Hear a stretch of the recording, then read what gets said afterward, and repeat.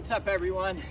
Professor Pullups here with the third installment of Office Hours representing CCA Calisthenics. This is advanced day, folks.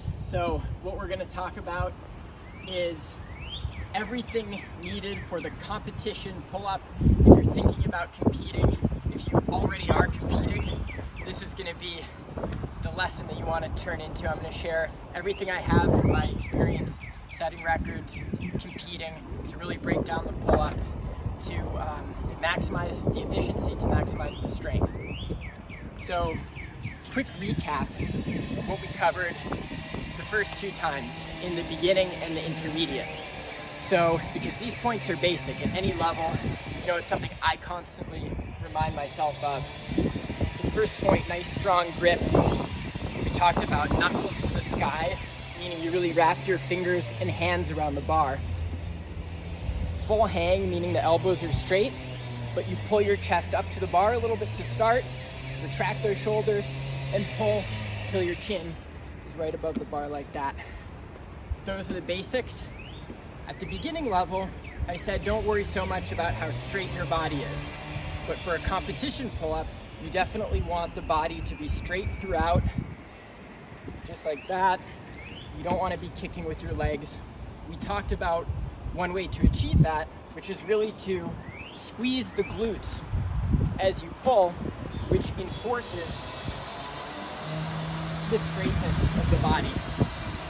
Another thing that we talked about, especially as you get to the intermediate level, is the hand placement. So where do you put your hands on the bar? And I said, you start playing around at an intermediate level. You can take a more narrow grip like this, intermediate, and you can experiment with a wider grip right there. And also experiment with thumbs under the bar versus thumbs over the bar, just to get more in your repertoire, hit different muscles, also feel where your comfort zone is with regard to your forearms, how you feel as the set progresses. We talked about how thumbs over the bar can actually take a little bit of pressure off the forearm, believe it or not, and that's why I use it when I really want to rep out. The last thing that we covered at an intermediate level is to start lengthening the range of motion. So instead of pulling just with your chin over the bar, pull it all the way to your chest, like that. So the repetition will look like that. You're touching the bar to your chest. It's windy out. What that will do is it's going to strengthen your muscles more. It lengthens the time of exertion. And by doing so, it really conditions the muscles to be able to rep out with regular pull-ups a whole lot more easily. So we talked about chest to bar, and then we talked about weighted pull-ups. So we talked about getting, your nice sturdy weight belt and, starting at least adding 10 pounds or so to your pull-ups. And of course, that increases the challenge and it really gets those muscles ready to do a regular set of pull-ups. So, see, I got my belt here, lock it in with the 10, get my grip, get my nice strong grip, knuckles to the sky, full hang, then I do the reps. And you can take it chest to bar, like that, chin over, experiment with the range of motion with the weight added. All right. What, you might ask, is next? What is left for the advanced session of pull-ups? The first thing is something that I've really incorporated into my training routine, and it's taking the idea of chest to bar to the next level. So instead of touching the bar here, I'm going to try to pull, and touch it as low on my chest as possible, even all the way down to my abs, even better yet, to my belly button. So let me demonstrate. And this is why a narrow grip is really important to practice, because to get the height, you want a narrower grip. Shoulder blades retracted, feet together, and up, up, up like that. You see the height I'm getting. Now let's move around over to the side so I can take you here in a little more depth of what the technique is to achieve this high pull.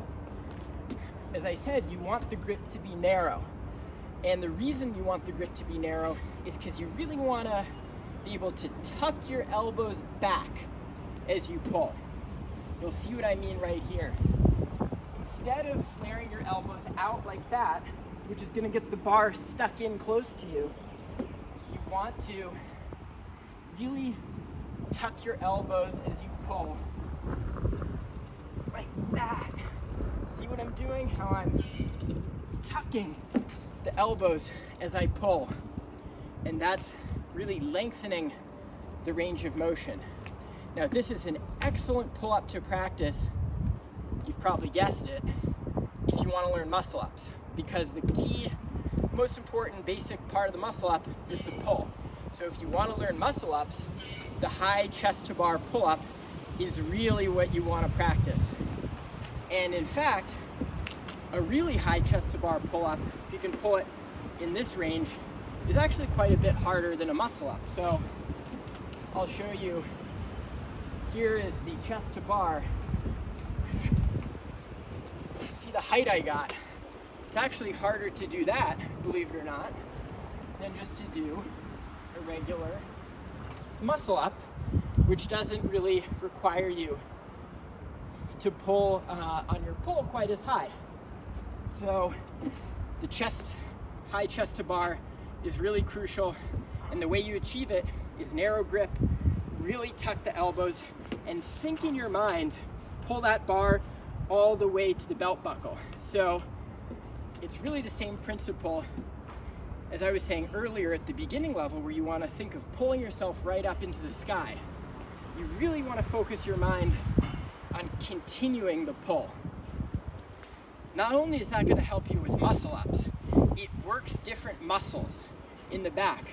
So if I'm doing a regular pull-up, the muscles that I'm working are more of my upper lats. Right in here are the muscles that are really doing most of the work. But when I really lengthen the pull and take that narrower grip, what I'm doing is I'm getting all of these muscles involved as well. So you're actually, whether it's strength, whether it's working the full range of muscles, this is an advanced move, this high pull-up, one of my very favorites. All right, now what I want to talk about is expanding to the full repertoire of pull-ups. So we talked about high pull-up, narrow grip. Now I want to take you through what's almost the opposite of that, which is a relatively wide grip, shorter range of motion that will be really crucial for getting more reps quickly in a competition context.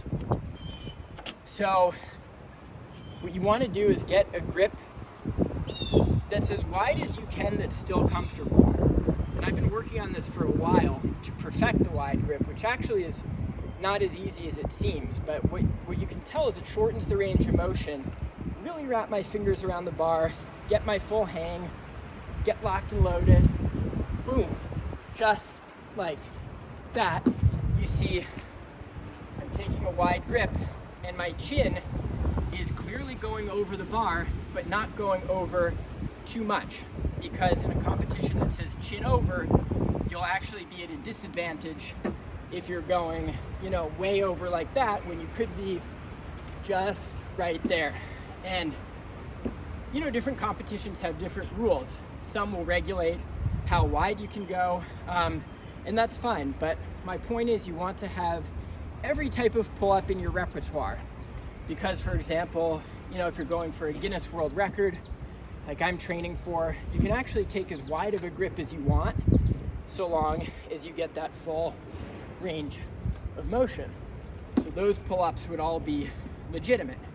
You know, another comp might say you gotta bring it in a little more, and that's fine too, but the same principle applies. You want to have the full range, but right within the parameters so that you maximize your performance.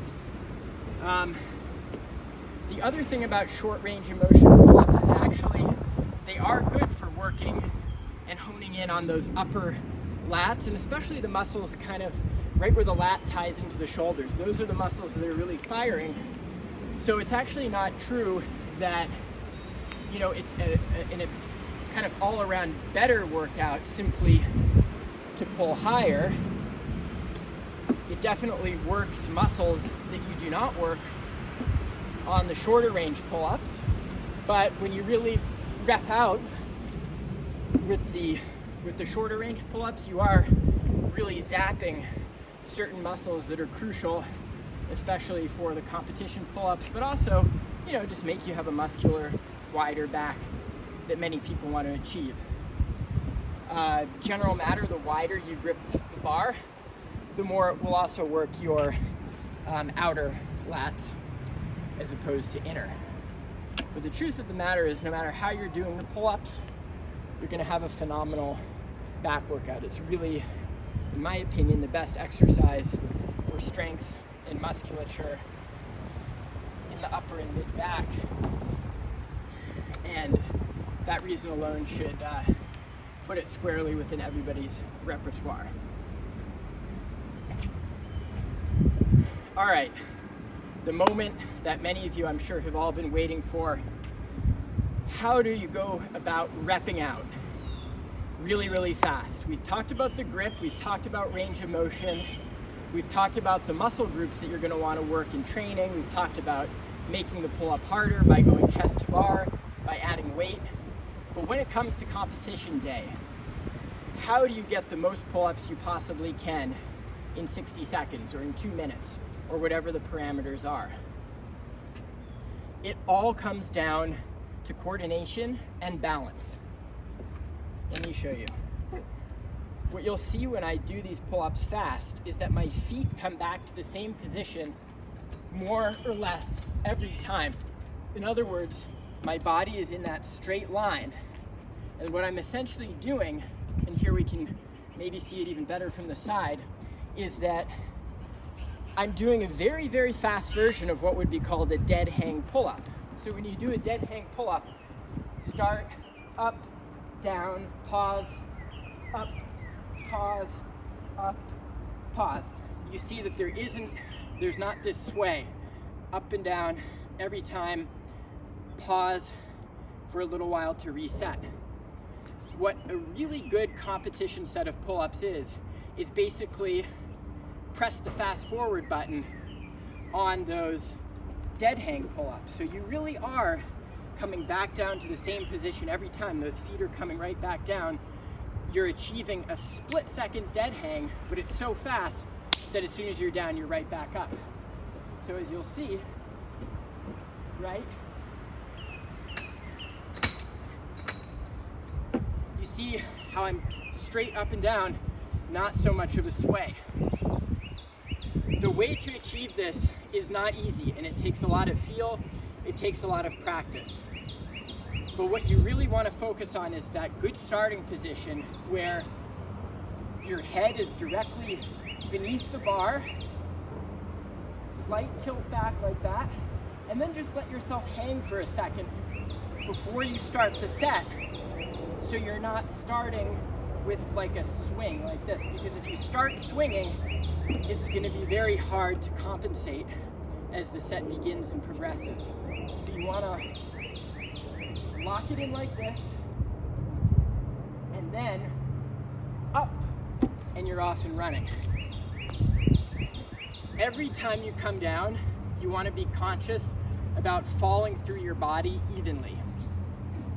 And again, it takes feel, it takes practice. You want your weight to come straight down. And the other thing you want to think about is a short, very explosive burst of energy that's just enough to get your chin over the bar. Now, I've talked a lot about full exertion all the way through the rep. And that principle still holds true. It's just that the duration of the burst of energy is going to be much shorter. So if I'm pulling chest to bar, I'm exerting full force all the way through that rep for a longer period of time. If I'm doing a competition pull-up with just my chin over the bar, it's like a really tight burst. You see that? It's just a quick burst that's going to be just enough to get my chin over, to get back down. And that, my friends, is the way that you really can be able to rep out and get a lot of pull-ups cleanly in rapid succession. And that's the name of the game. That is the key to success. So implement these training principles. Good luck. I know how many amazing athletes there are out there, and I'm trying to present something that I really think for any range of athlete, any level, someone who's just starting to compete or someone who's been competing for a while maybe can take something away from this, incorporate it into their training. This is what I think about. This is what I do on a daily basis, and it's what's gotten me to where I am today, and it's something that is going to carry me forward as I ramp up my training and get ready for more record attempts and competitions in days and weeks and months to come.